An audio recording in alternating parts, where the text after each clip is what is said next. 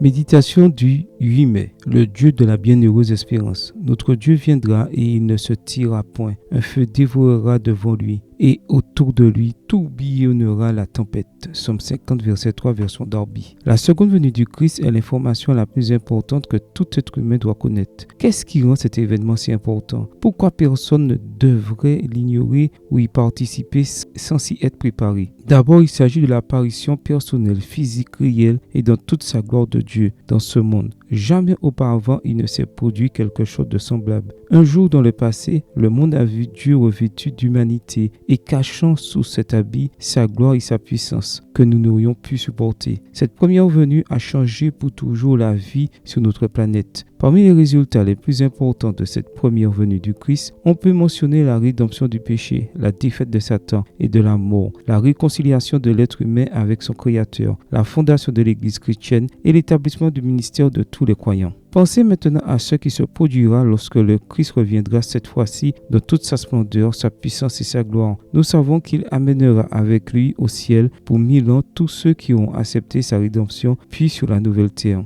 déjà vaincus. Satan et la mort seront détruits pour toujours. Ces sauvés de tous âges et de toutes nations se réuniront. Et quelle réunion ce sera! Notre planète telle que nous la connaissons sera détruite par le feu pour être ensuite restaurée et pour recevoir l'établissement de la cité où Dieu lui-même vivra avec les rachetés. La douleur, la mort, la méchanceté, le péché ne seront plus et tout sera un éternel paradis. Comprenez-vous pourquoi on a appelé cela la bienheureuse espérance du chrétien? Voyez-vous tout ce qu'implique l'espérance que nous avons? Pouvez-vous mieux saisir pourquoi il faut avertir toutes les personnes que nous connaissons que ce qui se passera bientôt fait suite à ce qui s'est déjà passé? Comment pourrait-on laisser le monde rester dans l'ignorance? En ce jour béni que nous attendons, il n'y aura que deux groupes, celui des saints qui auront fait alliance avec le Seigneur et qu'il délivrera, voir Somme 50, versets 5 et 15, et ceux qui auront oublié Dieu et qui seront détruits pour toujours, verset 22. Dans quel groupe voudrez-vous être ce jour-là? Prenez maintenant la décision qui vous conduit dans cette direction. Amen. Bonne journée à vous et que le Seigneur vous bénisse.